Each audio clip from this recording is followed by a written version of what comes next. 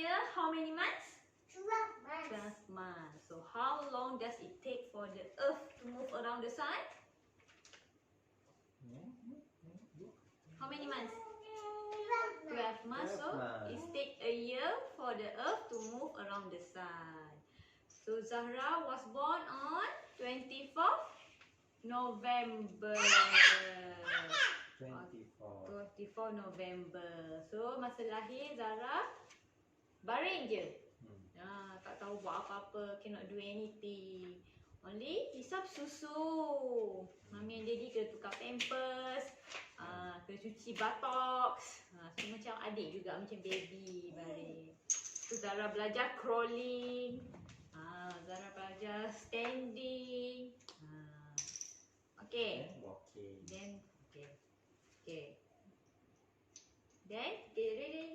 ready? The earth goes round the sun. The earth goes round the sun. The earth goes around the sun, and Zahra turns one. Stop at November. Where's November? Mana Zahra punya birthday? Zahra punya birthday month. November. So 1 year. 1 year. 1 year. So 1 candle for first birthday. So first birthday Zahra dah tak boleh walk.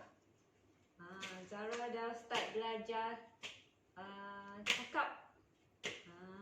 Zahra dah apa lagi Zahra pandai? Zahra dah pandai run. Dah pandai naik tricycle. Then ready? The earth goes round the sun. The earth goes round the sun. The earth goes around the sun, and Zahra turns 2. So the second candle to mark your second birthday. 2 years old. 2 years old. So 2 years old Zahra dah pandai apa? Zahra dah pandai cakap. Zahra already know colours. Zahra already know the name of shapes. Zahra already know the names of animals. Zahra dah pandai buat puzzle. Zahra dah can jump. Okay, dah pandai macam-macam. Boleh pandai fantastic gymnastics. Oh, boleh pandai fantastic gymnastics. Okay, then ready? Ready? Stand up. Stand up, one more. The earth goes round the sun. The earth goes round the sun. The earth goes around the sun, and Zahra turns 3. So this third candle mark your third birthday. 3 years old. So Zahra, 3 years old. 3 years old Zahra tahu buat apa? 3 years old Zahra know how to read.